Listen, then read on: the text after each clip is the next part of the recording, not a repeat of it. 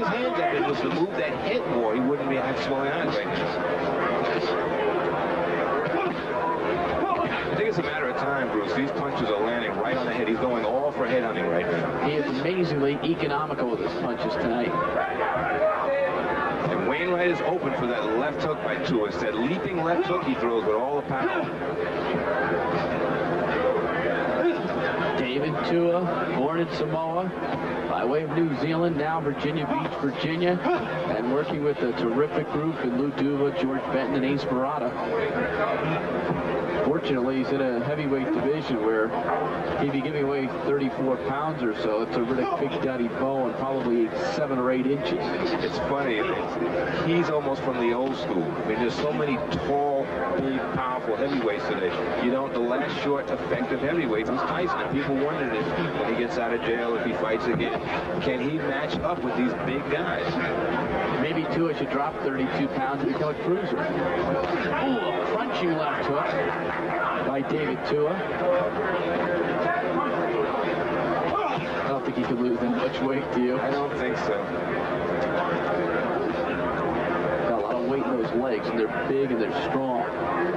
The only thing you wish Tua could do if he could throw a little bit more. Right. But with that kind of power, that'll hold his own against most of the heavyweights today, because you can't teach a punch. You can't teach power. Good point. You could put on 30, 40 pounds, and if you could translate it into punching power, you and I would be in there, Bruce. I'm not so sure. It'd be ugly.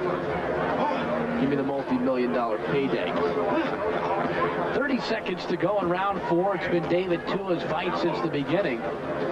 He has dominated, and he has put on a pretty good exhibition. We've seen some hooks. We've seen good jabs, solid right hands. He's taking what Wainwright is giving him. When Wainwright blocks the head, he goes to the body, goes to the body, he goes to the head. But he's just moving around. I don't think Wainwright can figure out what punch is going to hit him with next. He just knows he's getting hit.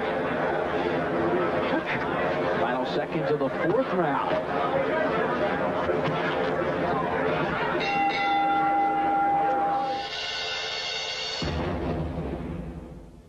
Heck of a punch. Because Tua, we know he can punch. He's 9-0 with 9 knockouts. Round number 5 of the 6th round light heavyweight bout from Caesars Palace in Las Vegas, Nevada. David Tua in the white and gold trunks. Krishna Wainwright in the black trunks. Sometimes the best thing that can happen to a young fighter who scores a lot of knockouts is to go 10 rounds with a guy you can't knock out, because you know you're winning the fight, but you're learning something. You knock everybody out. When you have to get into later rounds, later in your career, you haven't been there before, you may not be able to answer the bell. You get worried. What do I do now? I can't knock this guy out. Every once in a while now, Wainwright is stopping and pausing, and that's where he's likely to get tagged. It's the old adage, you can run, but you can't hide. As soon as he stops running, Tua's right there throwing punches. Tua doing a little bit of smoking Joe Frazier with some bobbing and weaving. Those body shots are making this Wainwright just suck wind. You can tell those punches get you after a while. If you get pounded on your ribs over and over and over, you're breathing as hard as you can. Tua can sense it, and he's going for the body more. Wainwright continues to circle. He's not throwing any punches. And even Tua has slowed down a bit in this round. You said Tua looks like smoking Joe Frazier. Well, let's see that left hook. That'll be the icing on the cake if he can land a good left hook. He threw one early. But not often. Right. There's a right hand. And uppercut to follow. This guy's got a great combination. It starts with the right hand straight ahead, and then he goes uppercut. First time in the fight we've seen it. I like his body shots. They're right on the ribs. I mean, this guy is going to feel these for the next couple of days. Now Tua heating up again. A minute to go in the 5th. He's just stalking Wainwright. Wainwright's legs are gone because of all the body shots in rounds 2 and 1 and 3. You have to look long term. Well, that right hand was a definitive blow, and it backed up Wainwright. He's like an archer right now, with only bullseyes being thrown. Tua goes to the head, and Wainwright anticipates it, tries to block the head, but then Tua goes downstairs again. Those hurt more than a headshot sometimes. Wainwright's a little wobbly right now. Wainwright countering effectively for a moment, and that's it. Back comes Tua. Another thunderous right hand, followed by an uppercut. So that time he went right.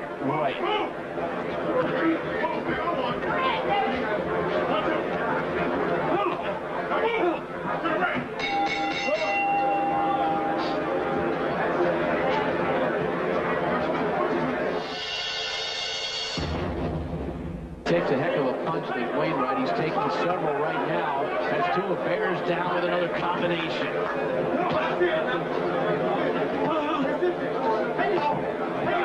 Wainwright has no punch at this point to keep Tua off him. He's just, everything is gone. The body shots have just pulled his arms down. He doesn't have the power to fight back, and he's like you said, target practice.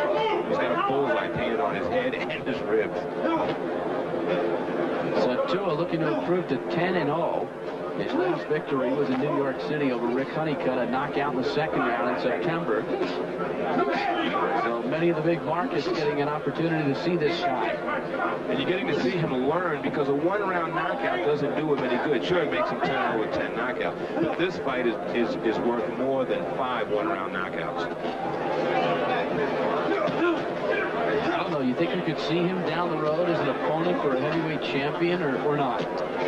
He needs some more work. Down the road, yes, if he can learn to just move that head, because it's not a good sign that his face is a little red from a guy that doesn't punch that hard. Because the guys with the big punch in this division, you don't make their face red, you knock them out. He'll be 21 on 11/21, a little bit later this month. He's got a good future, because as we know, the heavyweight division is not ripe with talent right now. He's that second echelon that's coming up, that's a ways away. You know, there's a lot of second echelon. That's true. We're looking for the first echelon. Well, these young guys are still being cultivated. They're not ready yet. The worst thing to do is to rush this guy like in a year from now against a Riddick bow. You ruin his career like that. Let him learn his craft. There's no hurry. Heavyweight champ's not going anywhere. Tua continues to be busy. Pulverizing left hook. Inside of 40 seconds of the fight. He's not missing much at all now. It's like pounding on a heavy bag in the gym. You just throw a punch, you hit it. Amazing efficiency throughout this fight. He has thrown and he has landed. He has thrown and he has landed. It's been a repetition.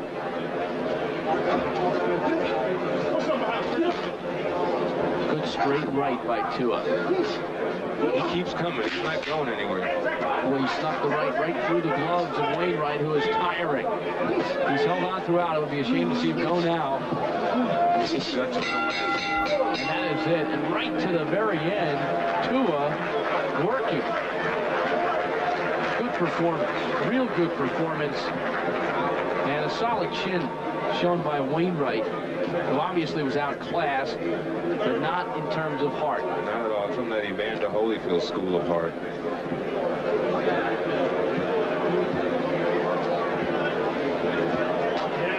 Well, we've looked at a lot of different punches throughout the fight, Tony. What are we going to see here? I like his left hook, because as you talked about Joe Frazier, he has a right on the button left hook.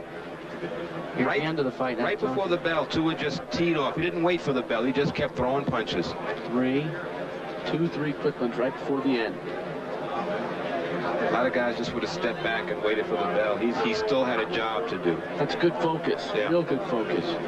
Sometimes people will say, you know, you're being a little bit of a bully in a situation like that, and I don't think he was at all. No, he knows when the bell rings, that's the end of the round. Until then, I got a job to do. Poor Mr. Wainwright, I don't think he'll be visiting any casino tables. Here's Michael. Ladies and gentlemen, here at Caesar's Palace, we go to the scorecards. Dave Moretti and Paul Smith both have the bout 60-54. Dalby Shirley scores it 60-53 for the winner by unanimous decision. Still undefeated, David Tua.